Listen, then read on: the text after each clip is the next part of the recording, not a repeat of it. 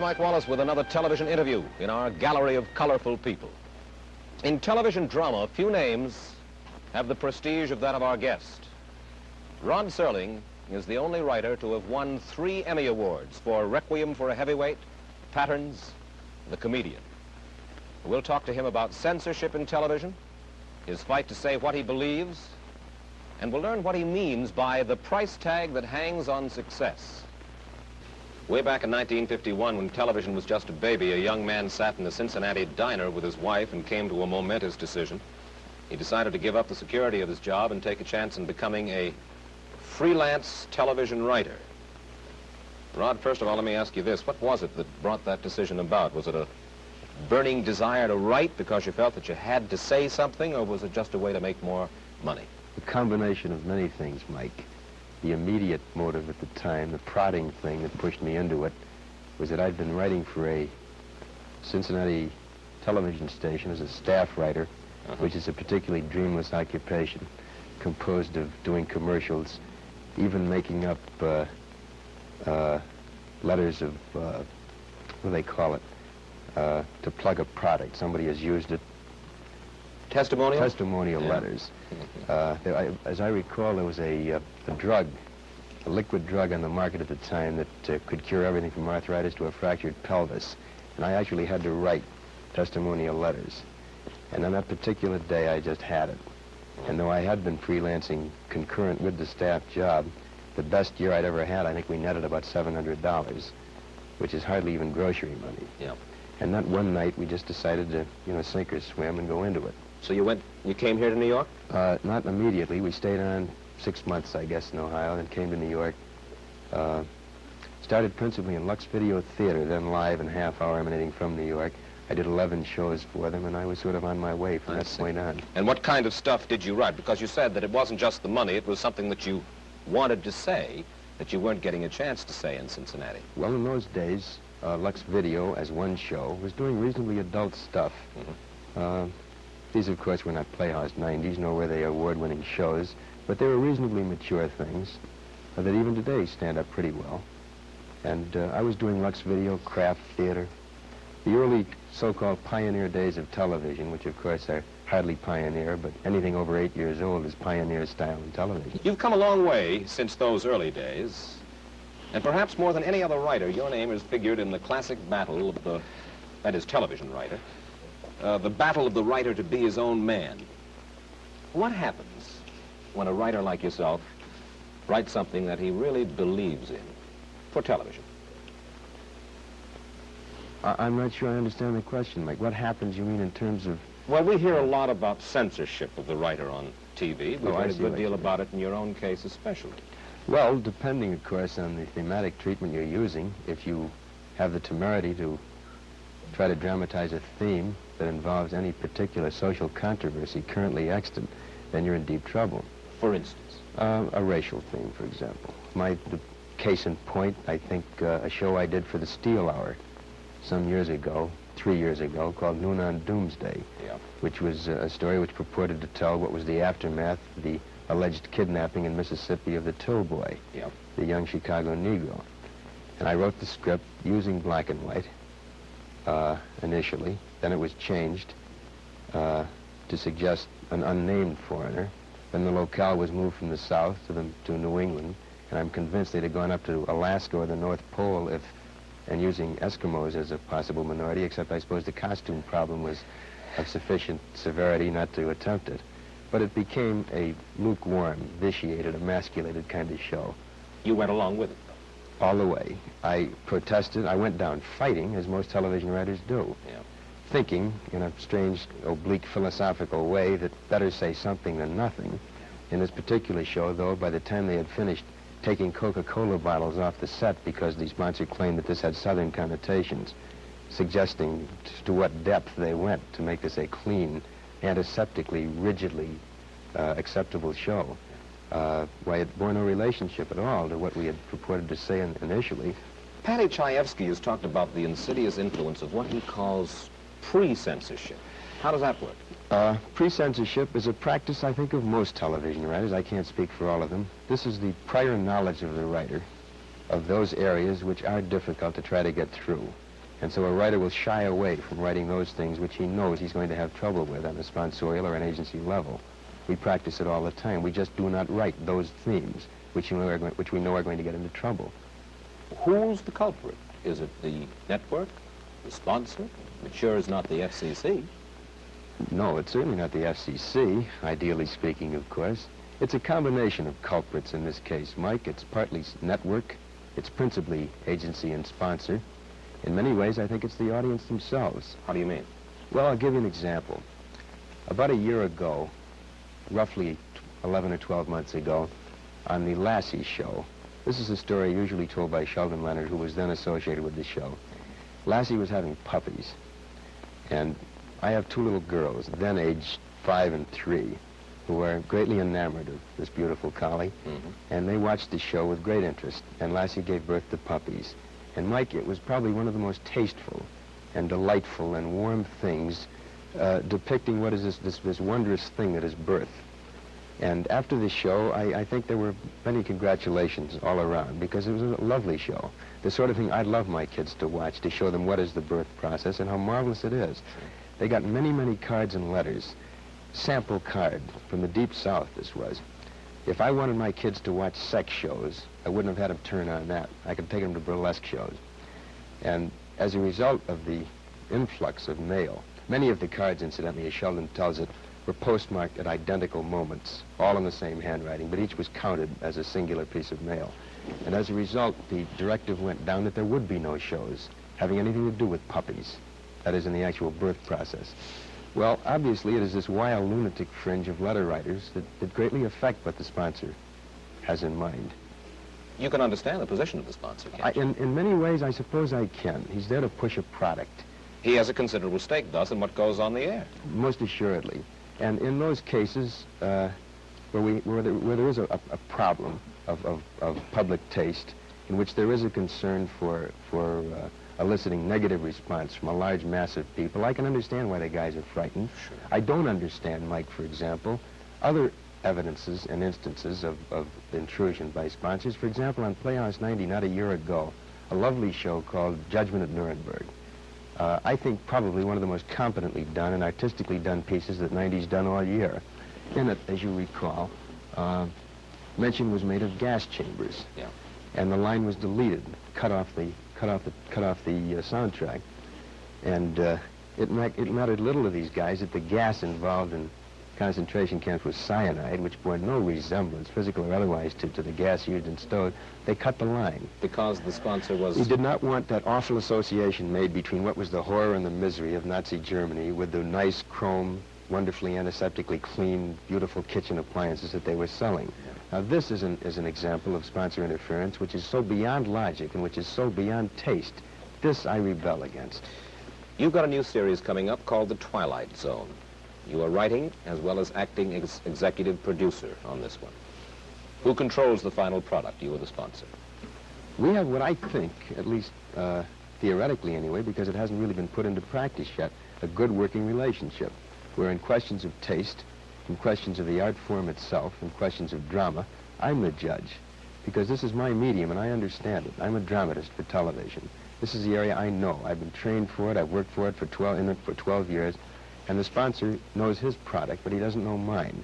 So when it comes to the commercials, I leave that up to him. When it comes to the story content, he leaves it up to me. Has nothing been changed in the... We changed in 18 scripts, Mike. We have had one line changed, which again was a little ludicrous, but of insufficient basic concern within the context of the story, not to put up a fight. On a bridge of a British ship, a sailor calls down to the galley and asks, in my script, for a pot of tea, because I believe that it's constitutionally acceptable in the British Navy to drink tea. Yeah. One of my sponsors happens to sell instant coffee, and he took great umbrage, or at least minor umbrage anyway, with the idea of saying tea. Well, we had a couple of swings back and forth, nothing serious, and we decided we'd ask for a tray to be sent up to the bridge. But in 18 scripts, that's the only conflict we've had. Well, They've passed what? I mean, every script Is pre-censorship, though, involved? Are you simply writing easy? In this particular area, no, because we're dealing with a half-hour show, which cannot probe like a 90, which doesn't use scripts as vehicles of social criticism. These are strictly for entertainment. These are pot boilers. Oh, no, I wouldn't call them pot boilers at all. No, these are very adult, I think high-quality, half-hour, extremely polished films. But because they deal in the areas of fantasy and imagination and science fiction and all of those things, there's no opportunity to cop a plea or chop an axe or anything. Well, you're not going to be able to cop a plea or chop an axe because you're going to be obviously working so hard on the Twilight Zone that, in essence, for the time being and for the foreseeable future, you've given up on writing anything important for television, right? Yeah. Again, this is a semantic thing. Important for television, I don't know. If by important you mean I'm not going to try to delve into current social problems dramatically, you're quite right, I'm not. You told Kay Gardella of the New York Daily News this. You said, professionally, I don't think Twilight Zone will hurt me, but I must admit I don't think it'll help me either. I'm stepping out of the line of fire. You've had it as far as trying to beat your brains out. Would you just read me the first two lines, Mike? Professionally, I don't think Twilight Zone will hurt me, but I must admit I don't think it'll help me. I never said that. I'm convinced it'll help me. I have great pride in the show. In 11 or 12 years of writing, Mike, I can lay claim to at least this. I have never written beneath myself. I've never written anything that I didn't want my name attached to. I have probed deeper in some scripts, and I've been more successful in some than others. But all of them that have been on, you know, I'll take my lick. They're mine, and that's the way I wanted them. Somebody asked me the other day if this means that I'm going to be a meek conformist, and my answer is no. I'm just acting the role of a tired nonconformist.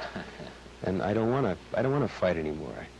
I don't want to fight anymore. I don't want to have to battle sponsors and agencies. I don't want to have to push for something that I want and have to settle for second best.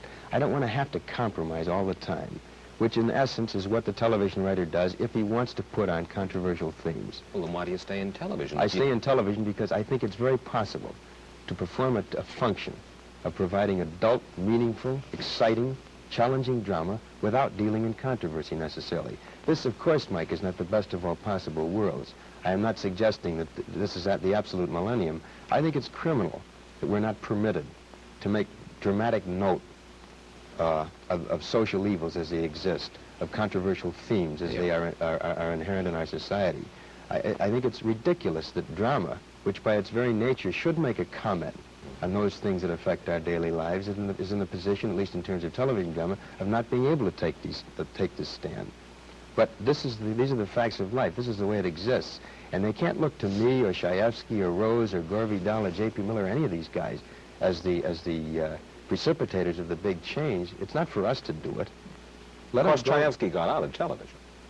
Yeah, he did. And I can't knock that. I think this takes a relative degree of guts to leave a medium that's made you as sociable, as a kind of a household name.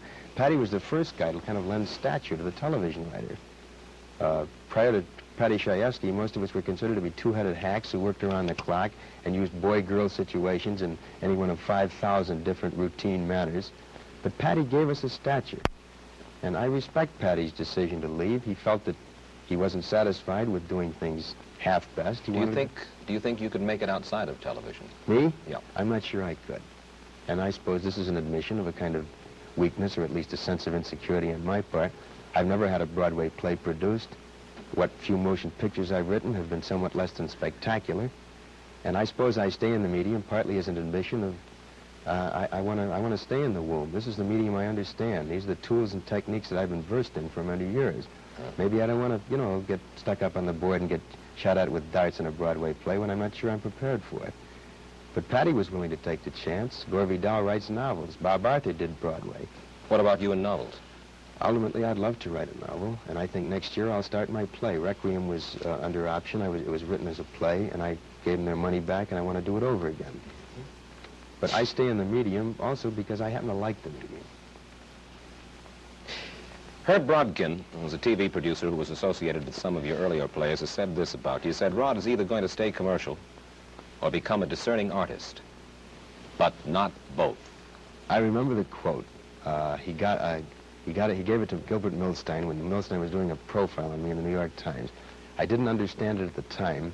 I failed to achieve any degree of understanding in the ensuing years, which are 3 in number. I presume Herb means that inherently you cannot be commercial and artistic. You cannot be commercial and quality. You cannot be commercial concurrent with having a preoccupation with the level of storytelling that you want to achieve. And this I have to reject. I think you can be, I don't think calling something commercial tags it with a kind of an odious suggestion that it stinks, that it's something raunchy to be ashamed of. I don't think if you say commercial means to be publicly acceptable, what's wrong with that? As long, the essence of my argument, Mike, is that as long as you are not ashamed of anything you write, if you're a writer, as long as you're not ashamed of anything you perform if you're an actor, and I'm not ashamed of doing a television series. I could have done probably 30 or 40 film series over the past 5 years.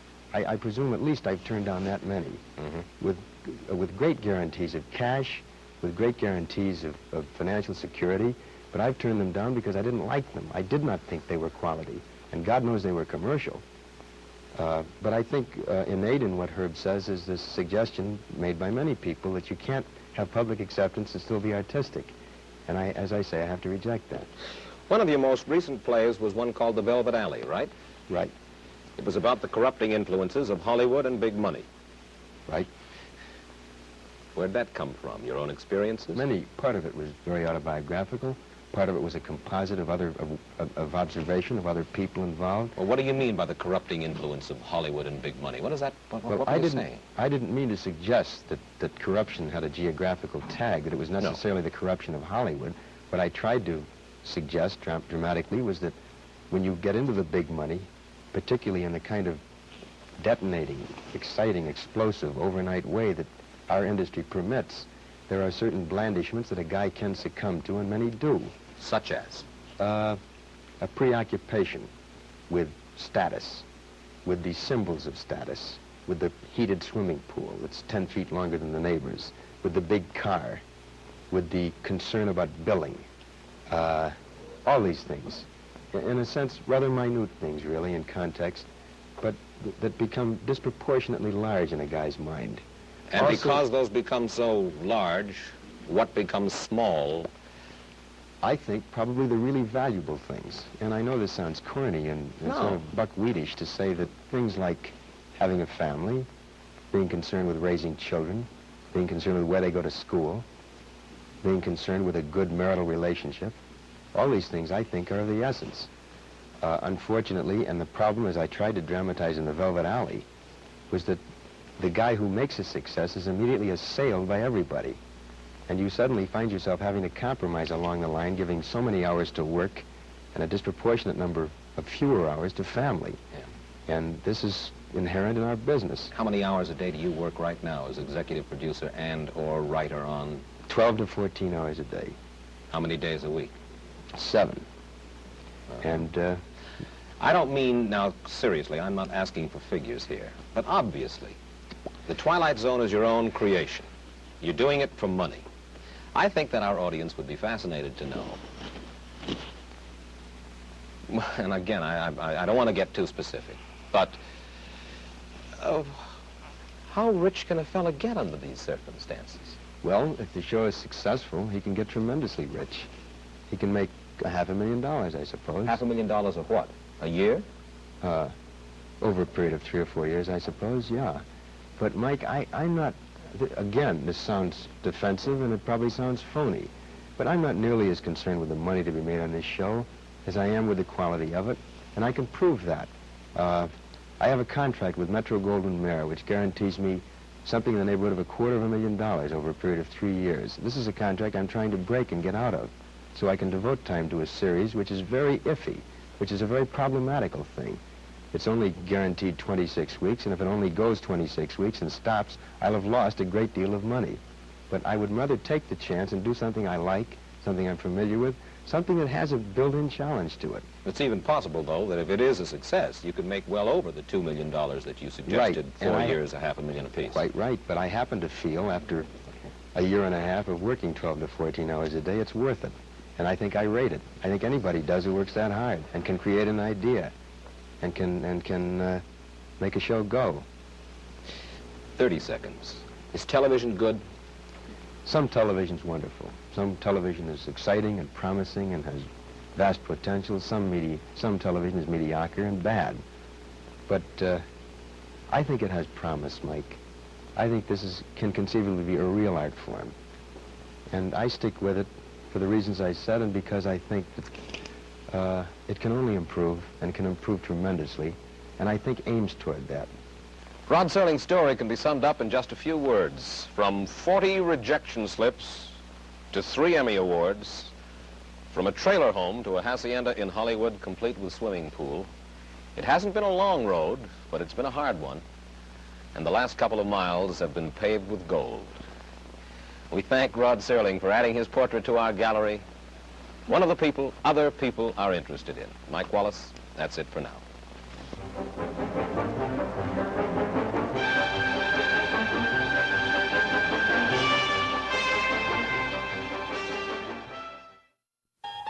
You've traveled this dimension of sight and sound and of mind many times before. Treasures of the Twilight Zone.